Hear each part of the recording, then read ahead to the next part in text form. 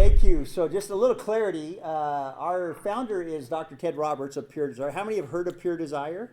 Okay. You all did just from her 2 seconds ago. So everybody should raise their hand. He got you on that. Our founder is Dr. Ted Roberts, who is retired, and our current director is Nick Stumbo. And I serve as a board member for Pure Desire, this nonprofit. And my wife Tracy is one of their clinicians that work on our counseling team. We have about 18 clinicians that counsel individuals. And so we're on the teaching team as well, but we wanted to do this for youth pastors. To me, this is my favorite environment. I've been a youth pastor, so I get all of you, and I love to see the lady youth pastors that are here. That's thrilling, super duper. And so it's really great. And all these guys in the back that brought Anthony, we're going to try to do our best to help Anthony. Way to go, buds, back there. Good job, guys, you know. So Pure Desire is a ministry that resources churches about addiction to pornography that men and women can struggle with. They're a wonderful organization that has combined the clinical studies of the brain with the scriptures, and they see them both as spiritual. So they're not in opposition of one another. They're learning how to integrate for a more holistic approach to how we heal as human beings, which I think is fabulous. And so we joined them about 3 years ago, left our congregation in Idaho, wrote a book, How to Talk with Your Kids About Sex, because for us, we want to come to churches and educate all the parents. And we also educate high school kids too, because we coach them up as a future parent, right? That's like Anthony's got a whole back row back there that's going to be a future parent someday. So it's really great that they're here because they're actually very wise. Because if you coach kids up, they'll raise to that level. So giving them a framework. So this book for us has been in my heart for about 10 years, and we wrote it 2 years ago. And it's a framework. So today we want to just give you a framework or a scaffolding about how you would train parents. Does this make sense? And because we believe that parents should be the primary educators of sexuality, Amen. Not the youth pastor. Thank you. Fix them on Wednesday, right? For 2 weeks, you know, for a 30-minute sermon, right? And so we're saying, wait a minute, who trained your grandparents to talk to your parents? Who trained your parents to talk to you, right? My kids said to me, Dad, I wish you would have had this book. And I said, I know, that's why we wrote it, right? So we can help some people. And so we wrote a book that gives you guys, married or single, a great framework to begin to see, understand, and communicate about healthy sexuality. In my opinion, well, Tracy, cut me off. I was just going to say, leaders in this area will agree that parents should be the number one sex educator. In faith communities and outside of faith communities, parents should be. We recognize in our church not everyone has a safe parent. Not all of our kids that come have a safe parent. So also our faith communities can be a part of that. And historically hasn't been the greatest. I don't remember one workshop like that when we were coming to these when we were youth pastors. So it just wasn't something that we talked about. Now we know our culture inundates everybody with this subject. So where's our safe places? Where's our place that we can talk about this in a healthy way? So that really is our heart too. We want to educate faith communities and parents, so we're kind of linking arms, and even our school systems and educators linking arms to be able to do this in a better way. Yeah. So today we're going to offer maybe some different paradigms, but how many of you know from time to time it's good to get kicked in the paradigm? You know what I'm saying? Sometimes it's good to get kicked in the paradigm. Think, and we give you permission to think. And you don't have to agree with everything we say. Now, how's that for a speaker, right? Yeah, it's like, please turn your brain on and engage and think about how we're going to help this next generation. So anyway, we have the books. They're written that you could do them in small groups. So there could be a small group curriculum that adult parents could go through together, or you could take adults through it. And they could become a learning is when we learn as a tribe. We learn as a group of people, a community. That's the best way to learn, in my opinion. So that's and we're good. doing a small piece of this today. So if we were to come in your church, usually we could do a 2 to 4 hour type thing. So we're doing a smaller version of that. There's a lot more information in the book. You're welcome to ask us questions, and there's some resources in the back. If you could just write down 2 resources, puredesire.org. That's a resource that's the nonprofit that we work for, faith-based, and then culturereframed.org. Culture Reframed. With a D. Like the culture, and then reframed, .org. Yeah, just so you get that down. That's a really great resource. A lady it's outside of any one faith community, but a lady that's doing all this research on that. And there's actually training for younger kids, like middle school, and then high school. They've added that. So you could actually go through a free training that's for parents, but for youth leaders, it would be phenomenal on there. And they have a lot about pornography too, and being able to compose yourself, being shock-proof.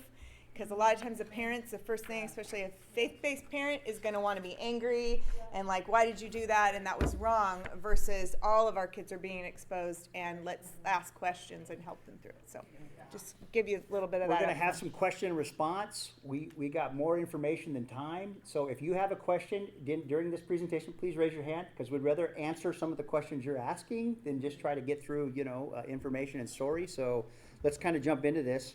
One of the things that we talk about when it comes to helping our kids, it's not the one talk for 100 minutes when the kid's 13. How many know the kid and the parent hate that, right? So here's what it is. It's 100 one-minute conversations all through their age and stage of development, right? So when you're teaching your kids about their bodies and they're learning language, we have where did I do with my phone? Oh. We just had our first grandson 2 months ago. You want to see a picture? Okay, I thought maybe you were going to ask about that. This is our little guy Louie, and he's pretty cool.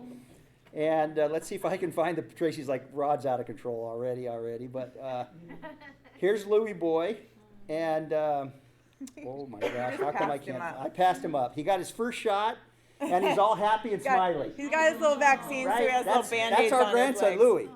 So we wrote this book to help Louie's mom and dad to help Louie someday. Because Louie will be exposed to sexuality and porn. He's a sexual being made in the image of God, and his dad and his granddad, and that's how God made him. But we want to give him a healthier framework or a pathway than many of us got within religion, okay? So if you can just think about it as parents, for you, it's continuing to create a safe place to have ongoing conversations. 100 one-minute talks, age appropriate with your kids. And the book has nuts and bolts in it, but we're going to talk more about that framework, because that's a lot of what you guys are, rather than, the children's age, younger ages, maybe it's some of that nuts and bolts, but we're going to talk about bigger principles, like being safe people, right? Being able to be shock-proof and be available and not run out of the room or turn red and say, please don't ever ask me another question like that. So hopefully as youth leaders, you have a little bit more, you're like a little more welcoming to this, or you probably wouldn't, in this day and age, you probably wouldn't be in youth ministry if you didn't have a little more of a welcoming. So here's our 10 principles. We have bookmarks. You can put these up in the back there too. But Tracy, you want to just walk us through these, and we're going to just kind of move through them quickly. Yeah, absolutely. I'll read it off the paper here. So 10 things to remember. Pursue personal health. Educate yourself. Practice communication, foster connection, be ready at any time, welcome questions, train, not shame or punish, focus on growth, not perfection, keep modeling, and never turn away. So our first chapter in the book is your personal health is the best gift you give your kids. So we say to parents of any age, or people that are going to be parents someday, like those of you here that aren't married or don't have kids, you're going to be a parent someday. Your health in the area of sexuality is the best gift you give your kids. Now, if you're like me and you've got some negative sexual history because of your upbringing or because of your life experience, then sometimes within religion, that's really even hard to kind of deal with. We just think, oh, Lord, don't let my kids do what I did. Amen, right? And I hope they never ask me that question, right?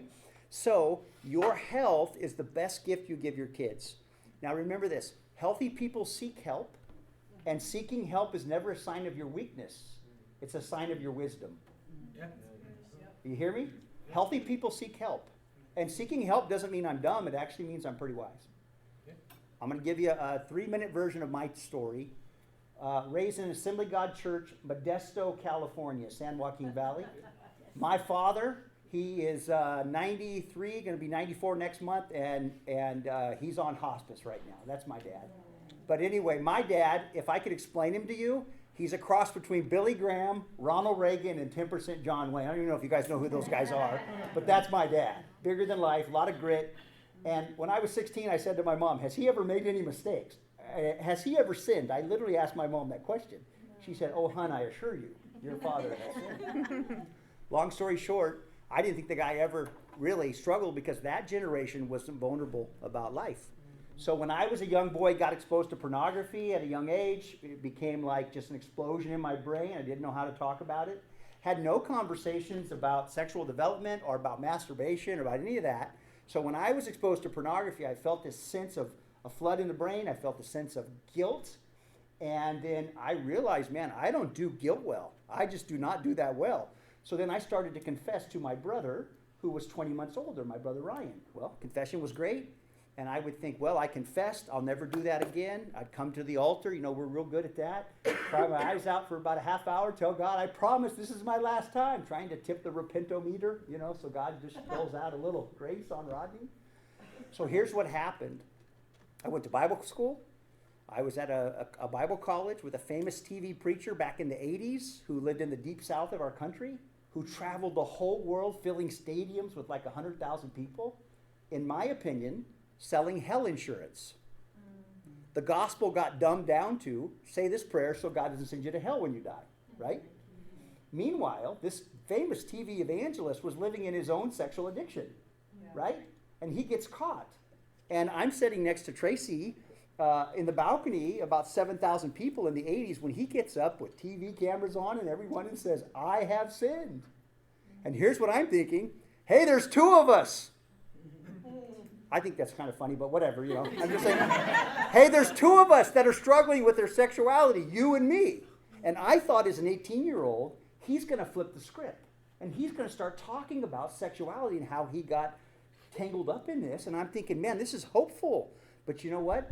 His religion, it wasn't safe to talk about human sexuality. It was never brought up again until the next time he got caught, right? So I thought as a young man, well, I'll get married. Because how many know if you have a problem, you just get married and it fixes it, right? This is what I thought. You're married, you get that joke. Right?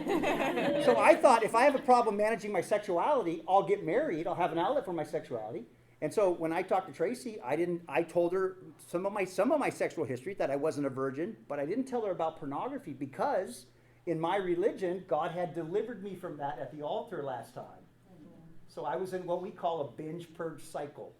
So I thought, I'm free, I've confessed it, God's delivered me. Man, I'm glad I got that thing. And I didn't understand that it was a brain issue, not just a moral issue. I'm a youth pastor in Portland, Oregon. We're married, we have 3 children, and it's not getting any better. It's growing in my life. And I said, God, I don't know what to do. I'm confessing to my brother, to my father. I'm praying, fasting, reading scriptures. I sent $50 to one TV preacher because he said if I did, my problems would all be gone. I mean, I'm pulling all the religious Jesus levers I know how to pull. Do you hear me? Yeah. Are you picking up what I'm laying down here, right? So I didn't know what else to do. So I said to God, I don't know what else to do, but my religion isn't helping me. Could you lead me to people and resources that could help me? And there was a guy playing the drums at our church, and I felt like the Holy Spirit prompted me and said, Rodney, go see that drummer. And I said, I'm not going to go see that guy. He's a sexual trauma assessment treatment therapist. The only people that go to him are the people that are screwed up. And I felt like the Trinity said all at once, yep, and that's you. And Rodney, we fully anticipated you. You don't take us by surprise. But we've got people and resources ready to help you if you'll be humble and you'll follow our lead. I'm thinking, well, God, we come to an altar and you just do magic. You know, if your car breaks, just come to an altar and God will fix your motor, right? I mean, no, you go to a mechanic, right? The Lord always says to me, go to the mechanic, Leonard, you know. Long story short, I went to this guy and I realized they went in on a Tuesday hoping to get fixed by Friday. And it turned into weeks and months and even years of realizing how porn affects the brain. And it was about retraining the brain, not just refraining from bad behavior. It was about internal transformation. It's about looking at the traumas of our lives that hurt us, that cause us to use coping mechanisms. And that's what addictive vices are. They're just coping. Alcohol, overconsumption, food, shopping, right? Facebook, all those dopamine hits of the brain, they change our emotional status. So I went through this long process and I got healthy. I disclosed to Tracy. It was a challenge to her. We got some help. And that was 25 years ago, right? And so here we are today.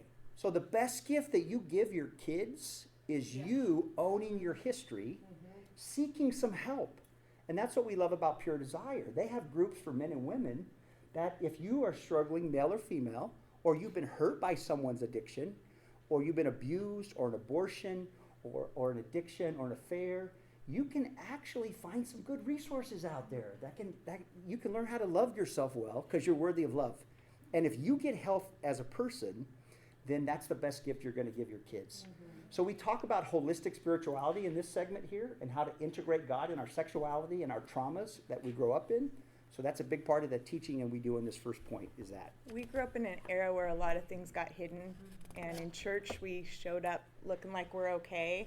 And so I think that's really why we started this premise with this book as a parent or as a youth leader, to start with your own health, right? Because if we think about it, it's pretty obvious. If I'm a healthy person, if I'm growing, if I'm lowered my shame, right, and come out from under that shame of my history, then how much more am I equipped to meet someone right where they're at, right? I'm no longer hiding anything or living under the shame of that too. And shame is what we're fighting in religion and sexuality. And that's why, culture's so open about it. I think I'm kind of grateful in this sense. It's forcing the church to come out and have healthy voices to say, we got to help our kids. Or they're going to go, religion doesn't even deal with the things that we deal with in the world in which we live, right? It gets dumbed down to hell insurance. And I say Jesus came to help us with the hell we're living in here and now. He came to show us a better way to be human and healthy. And that our humanity is good. We're made in God's image. And God's showing us the better way. Jesus showed us the better way to live that. So anyway, our second point is educate yourself. Real quick, we're going to go through these. 3 primary educators we talk about in our training is family and faith communities and culture. And all 3 of those can be positive or negative, right? So faith, family, culture, they can be positive or negative. So just think about that. I think that the Northwest Network is doing something healthy here by providing this opportunity. Yeah. I think this is a real healthy resource that we're doing. We're equipping parents to know how to talk about this. But if, I have friends that were raised in the Catholic Church and were abused by the Catholic priest. That's not a healthy faith upbringing, right? The guy says, I don't want anything to do with God. Because last time I heard the Lord's Prayer, it was not a good experience, right? So I'm just saying sometimes religion can damage people. And I probably would be an atheist too, right? If the Jesus you get handed is abusive like that. So again, helping people move toward health and helping churches be a safe place. Families, same thing. Families can be a helpful place. Maybe think about how your parents helped you. Silence isn't always helpful, right? Some dads say, well, I don't know, my dad just showed me where all the magazines were, So again, family systems can be helpful or unhelpful. Or family systems can be safe and open and honest. I have a friend who, her son just went through some challenging of being molested. He felt safe to tell mom and dad, told mom and dad, were able to deal with it, get the authorities involved, had a family meeting, told the whole family what happened. And you know what? The kid's really doing well today because there's no secrets and it's a safe family. And it's okay to deal with a problem before it becomes a pattern. Isn't that great? The kid didn't have to experience that from the individual for years and years to come because he was able to find mom and dad were safe to talk about. And then the last one's culture. Not all culture is bad. This culture reframed, they're a non-faith-based organization. They do fabulous work. And I love when the faith communities and culture are linking arms together for the well-being of our kids, right? Yeah. It reminds me of Jesus' story of the Good Samaritan. The hero in the story was the Samaritan who had the wrong religion. Just put that in your pipe and smoke it for a while, right? I mean, come on. Had the wrong religion, but was following Jesus by loving their neighbor in need, right? So I love when culture gets together and says, we can't let kids just be exposed to anything they want to at 7 years old. We have to have some filters on this. We have to see this as a public health issue. What can we do to help our kids better? So 3 primary ways we educate. And educating yourself too, then it can help you from just giving that one answer of like, right, wrong, the Bible said, which we know for our young people that are growing up right now, that answer just doesn't work. I'm not sure if it ever did, but it doesn't work right now. I know that for sure. So educating yourself, that culture reframed is a great place to do that.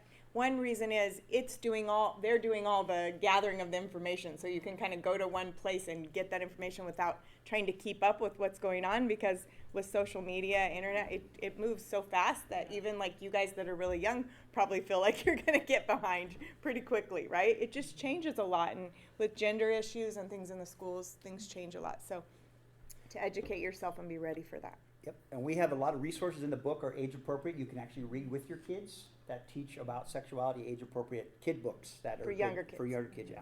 Okay, Trace, number 3. Not even on that page yet. All right. Number 3 is practice communication. So this is where Rod makes me read all the words of the anatomy. Yeah, read these out loud so everybody can hear you.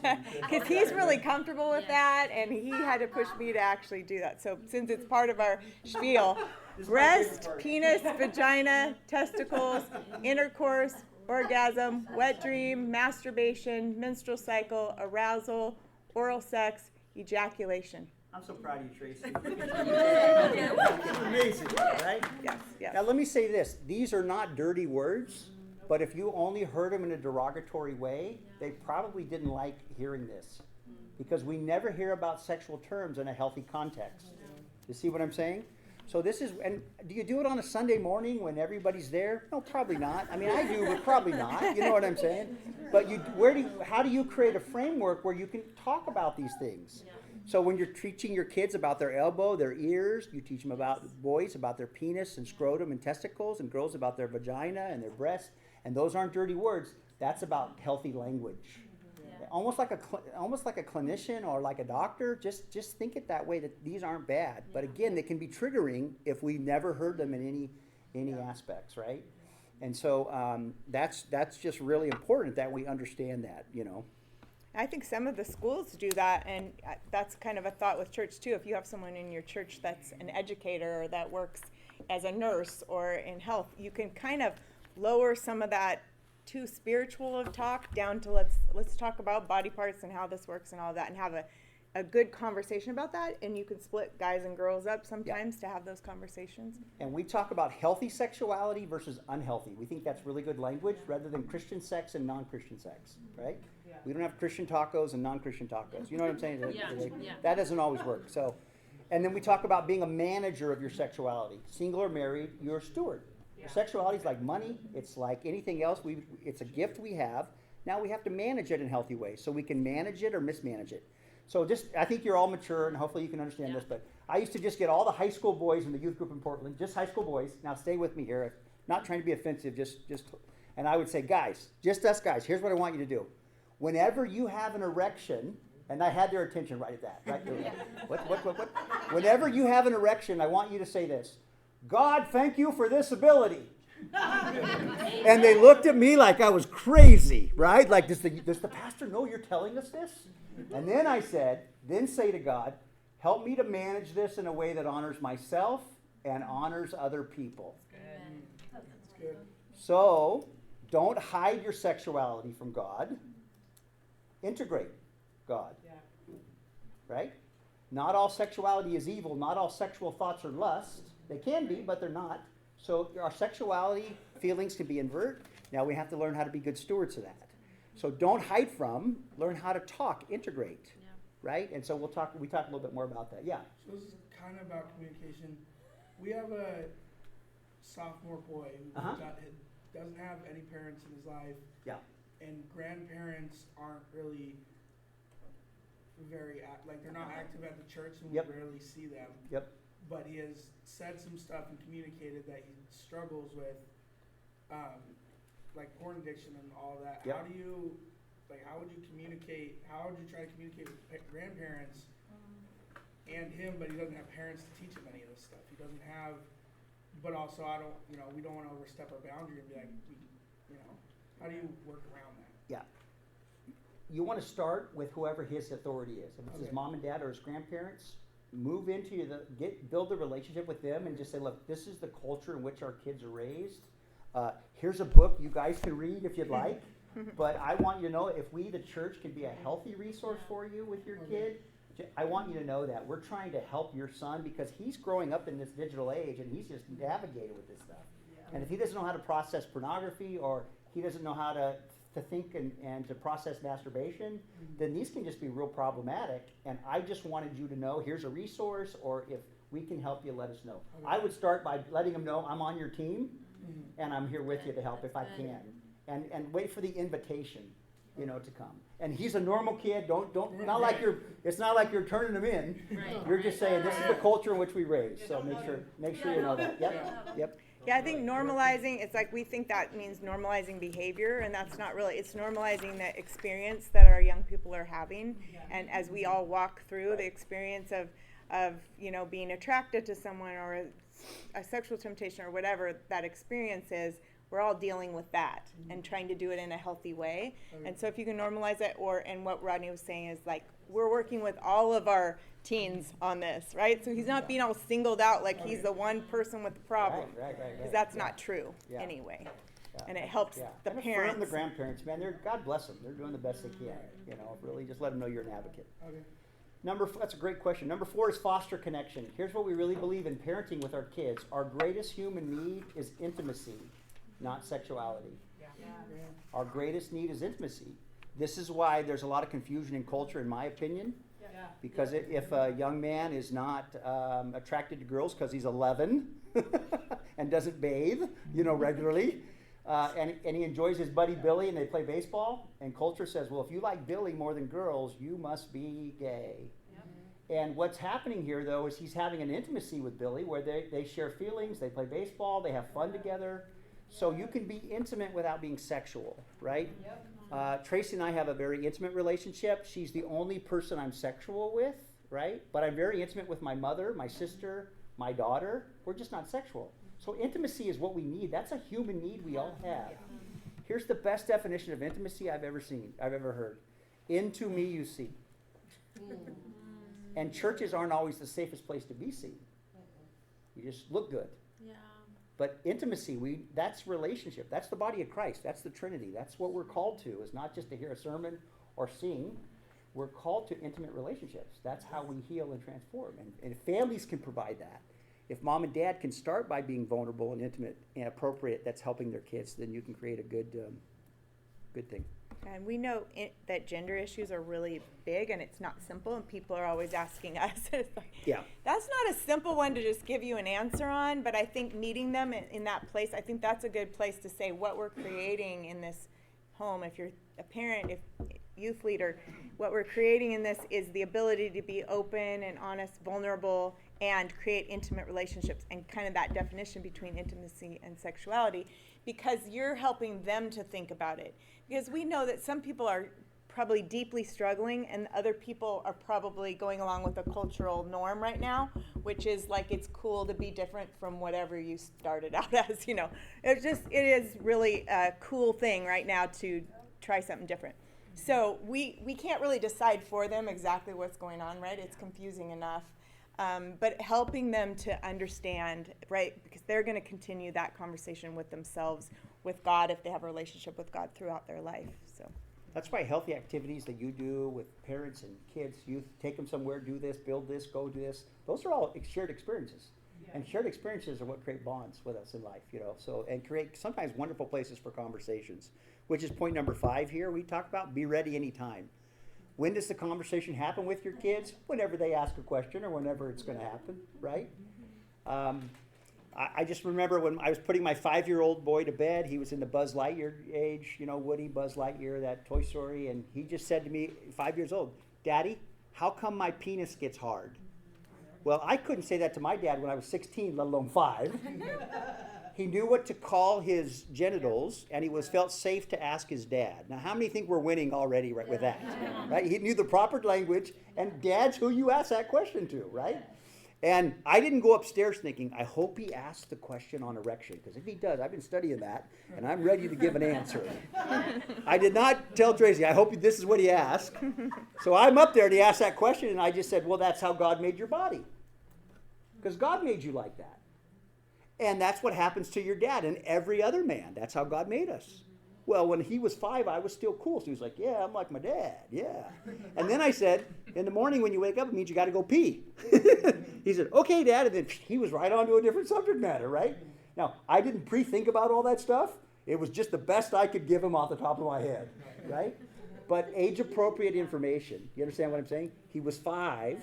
That was good information, right? This is where we talk in this arena too, just about stranger danger and you taking care of your own body, and if somebody else touches you, just that whole sense of training. We talk about that in the training as well. But it can happen in the car. Tracy always says it's great if it happens when you're driving or a cup of coffee, so you're focused on something You don't different. have to look at each other. Hey, what do you think? But Staring at each other isn't Yeah. always the greatest feeling when you're asking a personal question. So it just gives opportunity, right? There's lots of opportunities where we're walking the dog, baking a cake, whatever you do. Right. How many of you ever felt like, just think, you don't have to raise your hand, but like, I hope my kids someday never ask me this. Anyway, just think about it. Okay, just think about it, right? I got my 2 boys. We're camping at Farragut Park. We're camping. We got chili on the stove, which means we opened a can, put it in, cooking it. And my sons say to me, at young boys, Dad, have you ever looked at porn? Now, that's a great question, I think, for a kid to ask your dad. And you know what this expert did who wrote this book on how to talk with your kids about sex? I said to my kids, who wants more chili? I changed the subject, Anthony, as fast as I could, man. I was on to something different. Now, why did I do that? I had already been to that therapist, but I had a boatload of shame that I was carrying. I hadn't owned my story, right? So I had shame. So when they asked a question, their dad was silent. And they thought, oh, I guess we don't talk about that. My boys don't even remember asking that question, but guess who does? Yeah. Right? And so I love what Brene Brown says. Yeah. When you deny your story, it defines you. But when you own it, you can write a brave new ending. So this is why I say again, any negative history that you have, you're worthy of getting healed. You're worthy of love. You're worthy of owning your story and not living in shame anymore, so that you can be a healthy person. It's the best gift we give our kids. And hopefully you hear what the be ready at any time. That doesn't mean be ready and you better get it right. Being ready is more about being open. It's more about being a safe person to come Right. to. It's more about like, okay, well, when someone asks me a question, do I completely shut down, turn red, and then never bring it up again, right? Or even if I do shut down, or I don't say the right thing, or I walk away, do I come back and say, you asked that question, and I'm so glad you asked, first of all. Right. I wish I could have asked that kind of question, or I had those questions and couldn't ask.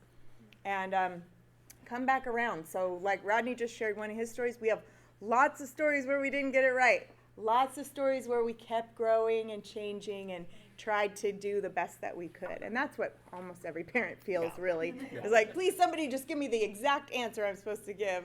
And there really isn't that. And if your kids ask a question and you get it wrong, I hope you remember the chili story. I hope every time you go shopping and see a can of chili, just go, I don't have to be perfect.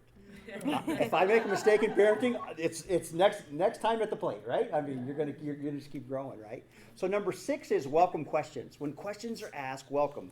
And we do a whole thing on this, and we also do in this chapter a whole thing about at what age they need to learn what information. So that's all in the book as well. But I just gotta have Tracy share this one story about a question that one of our sons asked her. This is a great story. What is that one that I usually share that of like repeating back to them, or it's really about finding out what they're really asking. Because Yeah. sometimes when a young kid's asking something, your mind, especially adults have a more sexualized mind. We've been exposed to more, and kids don't always. So you want to clarify like what they're asking. And so one time our son came home, one of our sons, and he's like grade school, and he said, first of all, this was during the time where Clinton and Monica Lewinsky were in the news constantly. Yeah. And he came home and said, Mom, you'll never guess what a president did. And I'm like, oh no, I have to have the oral sex conversation right now. Who told my little first grader about this at school? I was like so upset. And then he's like, he chopped down his dad's cherry tree. I looked at Rodney and I'm like, that is not what I was expecting. Is that what you were expecting? So He was talking about George Washington. He learned it in school. I'm really glad I didn't just go into a whole thing of like, let me tell you about whatever, Chopped down his dad's cherry tree. Yeah, so the clarification was good. So reminder of we don't always know exactly what they're asking, and also to learn to meet them right where they're at. Age appropriateness is something that we can kind of think about, and then give them a small amount of information and see if they're asking for more. One of our coworkers, she did a great job with this the other day with her little girl. She asked her something about mom's sexual history. Yeah. Something, what Right. did you look at, mom, or something. Right. She gave her a little bit of information, and then the little girl asked for more. And she said, you know what, I'm really glad you asked, but I think that's something you and I are going to talk about as you get a little older. And I thought that was just great because she did give her part of that. She didn't shut her down. So now the girl wasn't just like, this is off the table. She gave her some information, but then felt like that was beyond like what we need to talk about right now, and she's going to bring that back up with her. So I just thought that was really great. So think about just your own negative history. What they need to hear at 6 maybe isn't what they need to hear at 16 or 26. Yeah. So not all information is helpful. So that's a good barometer. Is what I'm going to share helpful? And sometimes our negative history isn't helpful to everybody if they're not a mature adult. Do you understand what I'm saying? So anyway, that's a big piece. And if I would say if you haven't healed from it, then you can be dumping on someone else. That would include Yeah. kids in your youth group. You have to kind of be aware that your own healing is important. And then as you have some of that healing, your vulnerability actually opens up a young person in a Right. beautiful way. Like as they're getting older, middle school on into high school, and then a young adult, your vulnerability will just like open people up to them being able to share as well. And so I think that's a really valuable tool, but it's using some discernment and asking others if you don't quite have that discernment yourself. Number 7 is train, not shame or punish. This was big kind of when I grew up. We were kind of in that punish train. How many got spanked as a kid? Oh, yeah. Yeah, we did a lot. And so that, for me, as a young boy, I have a whole piece of that. That where some of my early trauma came. And so I didn't project my dad is safe, and then I projected God is not safe because they were kind of synonymous for me as a young boy, as a pastor's kid. So I didn't think God had my best interest, and I didn't think God was going to help me learn. God was just ashamed that I made a mistake, right? So I didn't think it was about training and growing. It was about punishing.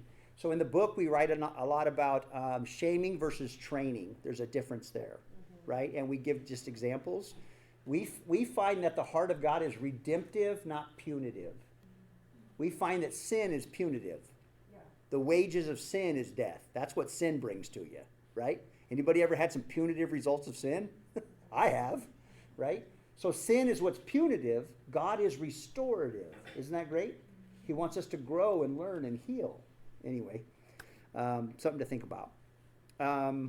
Number 8 is focus on growth, not perfection. This is so crucial when it comes to learning, natural curiosity at certain ages. If the kid, running around nude and they're 4, what's appropriate, the bathroom's always appropriate to take off your clothes when you're taking a shower or going to the toilet, but never in the driveway. Just going to have some boundaries here, you know what I mean? So helping them just know what's appropriate nudity, what's inappropriate nudity, that kind of thing. In the book, we also write a lot about the subject of masturbation here because we find this is a subject that is hard to talk about within religion. It's just hard. It's silent. We don't really talk about it. And so I wrote about 10 pages on this because I gave it from a clinical perspective of what the medical community says. And so I wrote about it from a very conservative line of thought. In fact, we have this continuum of thought, which is this. In religion, some would say, masturbation is always wrong in any situation, married or single. That's what some would say. I'm in the way? I'm probably in the way too. And the other side of the continuum is masturbation is a natural part of adolescence and isn't harmful or destructive. So those are kind of two extremes on the perspectives. Are you with me on that? A continuum of thought. And within the book, we give about 4 or 5 different perspectives on it so that you, mom and dad, can have a framework to know how are you going to talk to your kid about this, right? We work with the ministry Pure Desire. We work with sex addicts. We work with people who use sex to cope with life's challenges, right? So we see how it's addictive. So what we're saying is, connected to porn, it can be very destructive. It can be a compulsive behavior that people could use as a coping mechanism. But the question that we would give you is it always wrong in every situation, married or single? And so the book, we really talk a lot about that, because when I grew up, nobody ever talked about that. Ever talked about that. And so I just thought it was me and that TV preacher and that, anyway, so. And our goal isn't to give you or to the parent, when we do a parent training, our answers and say, this is what you need to tell your kids. It's just to get them thinking about it and having the conversation, being open about it. We know, even from working with Pure Desire, that the percentages are very, very high, close to 100, right now, of boys, girls that masturbate. So, and maybe used to be a lot lower for girls, but it's higher because they're exposed to a lot more because of social media. So when the percentages are that high and the shame is high around it, it's like, let's have a conversation about it, let's talk about it. And we encourage parents to have an opinion and talk with your kids about it. But we don't necessarily just give you our opinion. Maybe start with, was it helpful for you or not? What information did you get? Was it helpful or not? What do you wish you would have gotten? That would have maybe helped you kind of navigate through this as well. So I think those are really helpful and give you a framework in talking about that. So the number 9 one is keep modeling. So as mom and dad, if you have a growth mindset and you model growth and humility and becoming a healthier person, then guess what your kids are going to want to do? Yeah. If you have a problem with your marriage and you go and get some outside help, guess what your kids are going to do when they have a problem in their marriage? Right? They're going to go get some help. If you're stuck and you go see a therapist or you get in a support group or you are honest about something in your life, guess what you're modeling to your kids? This is what you do when you have problems. You don't hide it. Religion just teaches us to hide. Jesus just says, come to me. Hey, I want to help you. Let's find healthy, safe people. And I find when church cultures are healthy and safe, people can take steps into healing, not just come and sing and do what Anyway, yeah. That's something we've learned as parents and just as human beings, to continue to model gaining our own health. And so I feel like each of our kids, when they've gotten, and they're in their 20s, when they've gotten stuck somewhere, they are okay with going to any help. They're honest, and they're like, oh, I'm stuck in this area, whatever it is, and I need to go get help. Yeah. And so I value that because it's not something we necessarily started with, and we learned from others, and so we encourage parents to keep learning wherever you're at in that, and we're trying to do that too. Keep learning. We haven't got it all figured out either. Right. And then last principle, chapter 10, is never turn away. This is about loving our kids, even if they take different values than we have. Okay? I pastored in Coeur d'Alene, Idaho, a church called Lake City there. Was there for 17 years. And I was the pastoral care executive pastor. And they would come to me and say, Rod, I have gay kids or lesbian kids, and I don't know what to do. And they had so much shame, like they didn't grow kids God's way, And I said, hey, look, Adam and Eve had 3 parents. God the Father, the Son, and the Holy Spirit. So if anybody was going to grow kids God's way, don't you think it would have been God? I mean, come on. And those 2 kids struggled. So, hey, put the gun down, so to speak, right? So I started a support group in our church for parents who had family members in the LGBTQ. And I said to my kids, hey, I'm going to lead this group, and they're going to probably think, wonder which one of Rod's kids is gay, And my son Keaton said, Dad, who gives a hell what people think? Go help them, would you? So where did you learn to talk like that, Mom, So anyway, so we lowered shame to help these parents because, the parents feel so bad, right? And we went through a couple resources, Love is an Orientation, and then we brought in a wonderful guy, Brad Harper, who wrote a book, Space at the Table, and with his gay son, and it was really great. But how do you love your kids when they take different values than you? We think this is so important because Jesus modeled how to love people who weren't on the same page. Yep. Jesus showed us a way. He showed us a pattern. You can still love someone even if you disagree with their choices, right? Yeah. And we also just talk about, because a lot of us struggled in sexuality like I did growing up, and I had so much shame. In my 70s and 80s, it would have been better almost to kill someone than to mess up sexually. That's how much pressure kind of we felt, So I'll end with this story, and then we'll open up to questions. But we talk in the book about the promise ring. Remember the whole promise ring thing? Are you guys young enough, old enough to remember Purity that? culture. Purity some culture. of you will remember. Well, that was a little bit when we were youth pastors, but I remember that culture, and I remember just the shame sometimes that it felt. And I remember some parents say, and then we're going to almost bribe our kid to stay pure, and if they don't, and I said, well, what if they don't? They're either going to hide, or they're not going to tell you, or, the statistics weren't good about that helping. Now, the heart behind this was great. kids make healthy choices with your sexuality. I'm for that. How they went about it, I don't think is the better way. And let me tell you a story. When my daughter Whitney turned 17, our oldest, I took her 16, yeah, thank you. I took her to get her nails done. That's called a manicure, the fingers. And then I took her to jewelry stores and we looked at rings. We found a ring, and the guy said to me, Mr. Wright, that ring cost $10,000. I said to my daughter, we're so close, let's keep looking. It doesn't match your eyes, but let's keep looking. Right? We found a ring that matched her eyes and fit my budget, and we bought it for her. And I said, Whitney, I want to give you this ring, but this isn't a purity ring or a promise ring.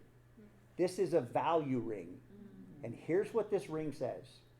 Your worth and value will never change in my eyes, regardless of your behavior. You will always be my beloved daughter, and I will always love you. And I believe that you want to make good decisions in your life with sexuality, but I think you want to make good decisions in all areas of your life. And I'm not going to give you a ring that says, promise me you'll never steal, promise me you'll never lie, promise me you'll never cheat. Honey, you don't have enough fingers and I don't have enough rings for you to make all the external promises.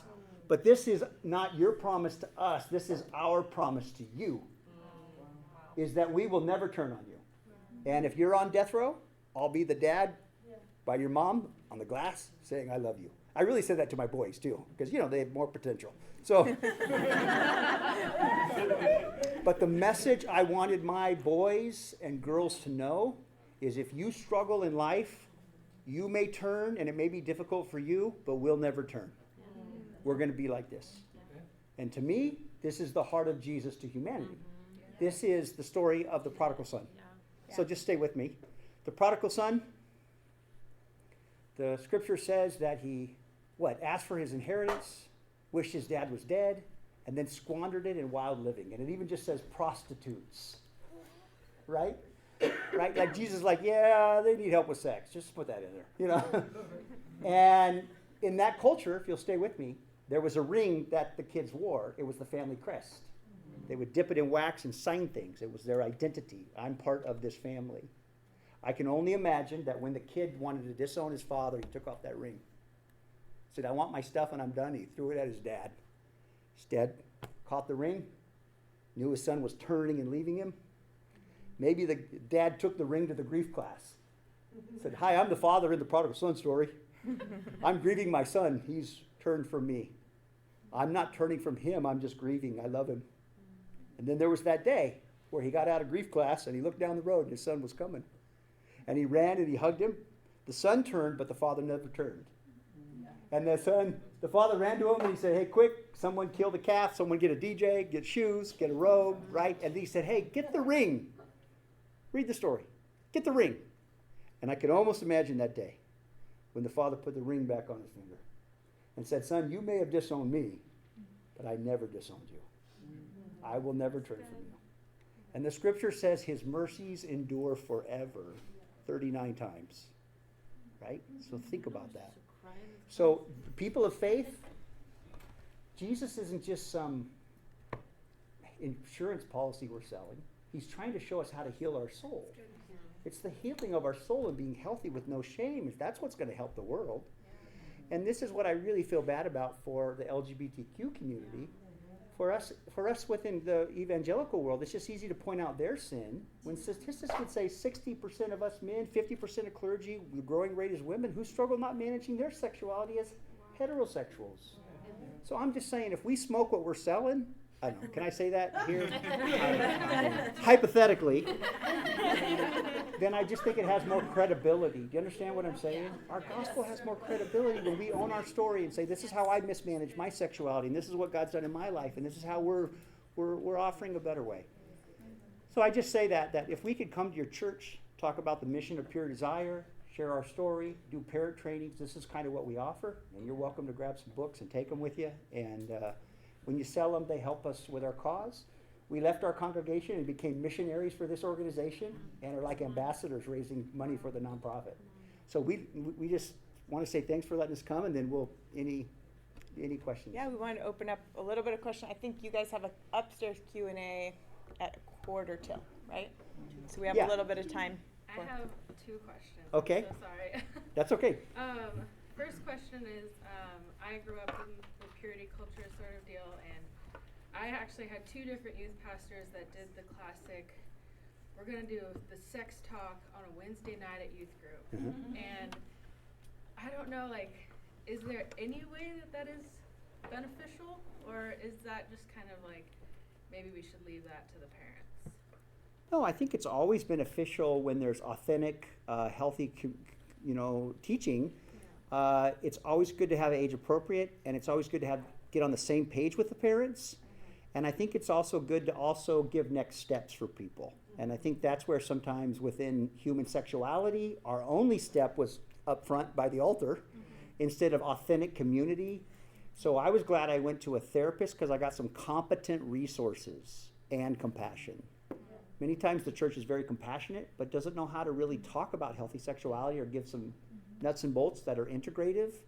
And so I think that's not necessarily bad. It's just we put a lot of eggs in that basket to do something that it just can't do, because we need healthy relationships. And I met some of you here that like, I have 8th grade girls and I'm their leader. I'm like, yeah, that's what I love to hear. And then as that 8th grade leader of those girls begins to partner with parents, you begin to create a culture within your church where it's safe to talk about things, and you bring educators in. Then I think that's when you're building a culture where, oh, it's okay. And they hear tribal elders own their story, right? I never heard tribal elders own their story. They either got caught and dismissed, right? Yeah. So you're a tribal elder if you got gray hair, no hair, or you color your hair once a month. You're a tribal elder, right? And I think it's beautiful when tribal elders own their story and say to your generation and the next one coming, our grandson, hey, Jesus is not hell insurance. He came to help us right here, right now. Show us the better way to live. So, next question. The 2 resources that you guys talked about, are those good resources for the parents you're talking about that have LGBTQ or kids? Because my little sister is gay and came out to me a few months ago. Yeah. And so my mom has been reaching out to me because she sees my husband and I as pastors, and she's like, help me exactly. This. And I'm like, I don't know. I know. My dad would say the same thing. He was a pastor, umpteen years ago. 50 years ago, people came to him and he didn't know what to always do. Yeah. So Pure Desire helps anyone, adult, that wants to deal with unwanted sexual behavior, regardless of what that sexual attraction is toward, right? Same sex or opposite sex. The resources we point to in the book, 2 wonderful resources. Andrew Marin, M-A-R-I-N, Marin. He's some of the best stuff I've read. Tim Yarhouse, Y-A-R-H-O-U-S-E, Mark Yarhouse. He's fabulous. And Brad Harper, H-A-R-P-E-R, just so you guys know how to spell simple words. So those are great. Those are good resources. And in the book we talk about those so that you can educate. Andrew Marin did a study, and he said that 80% of the LGBT community who he studied had their roots in evangelical Christianity. They're our kids. So, yeah, those are good resources there. Yeah, because if you want something specific, Pure Desire will have some things. Culture Reframed will, if not having it on their site, will lead you to other ones too. Yeah, it's complex, some of this, and so coming at it from a very respectful, and Your House has some good ways to come to these discussions in a respectful way. And we just believe that if we're respectful and we own our story, that we can talk about it, that we just believe God wants to heal people more than we do. Yeah. So let's just trust what that would look like to respect the process of people's healing. And if you have healthy leaders that aren't oversimplifying it, just slap the Bible verse on and leave it at that. It'll be much more helpful for students, because in our training now we have young parents who were the youth group, and they're like, either they were in the purity culture and maybe they saved themselves for marriage, and then there was a big disappointment because I thought if I did that, then everything was going to be just perfect in my sex life when I got married. So that is definitely the misnomer of that, is that I don't still have to figure things out and there's not going to still. So we would say even for getting healthy, it doesn't just mean the person that had out of control behaviors or that was going against their values, the person that was following their values the best they knew how, but they just had this one thing: just do the right thing, just follow what the Bible says. Just love God, and you'll have great sex. Like, and, you know what I mean? Like, yeah. So don't oversimplify it. With people, we've got to talk about it, and there are resources. That's the good part about the internet, and healthy resources on the internet. It was kind of goes with the question I had earlier, but where we're at in Idaho, a lot of our students are really sheltered, and their parents shelter them, and don't want to even admit to the fact that their kid might be dealing with that. So how do you like say, hey, we're here to help, when a parent's like, oh my, are you accusing my kid of, you know, being immoral and blah, blah, and all this stuff? Like, how do you go about brokering that? Well, it may be just that those parents have never been around authentic, transparent people Okay. who can just own their story with no shame. So I'll be there on Mother's Day, so we'll enjoy it. Okay, okay, sounds good, yeah. I have a question. So I am a leader for middle schoolers, and like he's talking about, like I have trauma from my past, and I have Yeah. like I didn't come into the faith until later in my life. Yeah. And so that's something that I would love to, share with my girls and like let them hear my story. Right. But at the same time, like you were referencing in there, like way to ask. Yeah. And so I'm kind of trying to navigate that of, do I start early and do I just share my story with them now? Like I have 6th graders. Yeah. And just let Yeah. them know it all right now, and then when they have questions, they can bring it? Or do I wait till they start bringing me their questions and their problems with this, and then share my heart in it? I'm thinking that not knowing your environment, not knowing, because he's talking about very sheltered, and is that going to be okay with the parents? If you have a relationship with the parents and they have an understanding that it's not if, but when my child's going to be exposed to things in our culture, even if they're homeschooled, even if the parent is like doing everything they can to keep them out of culture, it's really, there's very few that it's not going to touch them in some way. So kind of knowing your environment, and then having the supportive people around you that can kind of look at that, talking about your story with other leaders or with the parents before. And so you have kind of a team of support that you're doing in a way that's honoring and respecting them, but still trying to be vulnerable. So I think, but definitely if they ask you a question, you can give them a piece of information. And that's a good window, even if something does come up. If they ask a question, and I tried to be really respectful in how I answered, but I wanted to be honest and vulnerable. That's Informative but not graphic sometimes, depending on the trauma. I think with my negative history, Trace and I talked about when to share with our kids. Because I probably would have shared it sooner, because I think it would have been more helpful, just because of some other challenges that we were navigating as a family. But we were doing the best we could, right? We wrote the book not because we're expert. We're just trying to save you guys mistakes, so you can learn from some of Rodney and Tracy's out there. But I think safe families are where there's no family secrets. Yeah. Not graphic, but just, my mom was hurt, or I struggle, I love when I talk to senior adult groups, and the men and women come up and say, well, I was abused as a kid. And maybe for some it's the first time they've ever opened it up, right? They're 50 years old, board members, you know what I mean? They're pillars in the church. Church has never been relational. It's always been seats and stage. So, yeah. How would you go about with a student of the opposite gender of you coming up and asking you a very intimate question about sex or sexual sins? Yeah. a really good question. Opposite gender. In this day and age, you want to be very, very careful. And you should always, in whatever stage, but you want to refer them to someone of the same sex. And on your team that you're building, whether that's parents or their parent or, that kind of thing, make sure that those conversations are not private. Make sure those conversations, if they come to you with a question, are done in a public place, and you can direct them to female resources that can help them. Or male resources that can help them in that regard, too, But it doesn't mean you can't have an open conversation with a couple just about, human sexuality.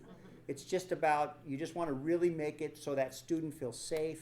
And sometimes the student isn't safe, or religious people can groom people. So we want to be really careful that we respect boundaries, and that, that we don't ever put ourselves or other people in a situation that could be vulnerable. So you just really have to know kind of your limits and what's healthy for you as a person, So. Yeah, I'd say side on the stronger boundaries, and on having male and female leaders that can go individually and talk to them. We're in a position like where someone's coming to us and they're vulnerable and they're younger, and we have a big responsibility in that. And so, just a lot of good, strong boundaries, and even talking with your team around boundaries is really helpful and healthy. Like, I'm not driving someone in a car, Yeah. just, you know, you with Yeah. a person of the opposite sex. There's a lot of good boundaries that you can talk about as leaders. Sometimes even same sex in the world in which we live. Just good Yeah. boundaries with adults and kids, always more than one, you know, just those good boundaries are really good. There's a there's a good legal website, it's on Pure Desire's website, that gives churches good prevention. What's the word I'm looking for, Trish? I can't find it. It's Oh, it's I was safety, thinking about the prevention, question. kids, minors. So does somebody, you know, we're playing a game here. Does anybody want to help me? I don't know, I missed the first because I was thinking Yeah, about this it's just question. proactive about how you can safeguard your staff.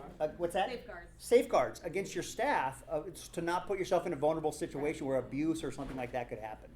So they're good church policies that help you write those, so that you have policies in place that help your church make sure that, you know, abuse doesn't happen, and that a religious person isn't, you know, misusing that. So, First, okay. So, in our church, kind of in the last couple of years, there was an issue where there was moral failure and there was some abuse between people in the church. So it obviously was a church-wide thing that everybody knew about because it turned into this big thing. So we have a bunch of parents that now view any type of topic related to sexuality or anything like that as a very negative thing. So they won't even talk to their kids now about it, but then obviously their kids are at the ages where they have so many questions, but their parents like are 100% against it, and then they obviously don't want anybody to talk to their kids about it because they just watched everything happen in the church. So obviously there's a lot of hurt, trauma, everything across the board, but how do you navigate those conversations? Because obviously you have these kids struggling and they're asking for help and needing help, but their parents aren't going to give it to them, and they don't want anybody else talking to their kids about it.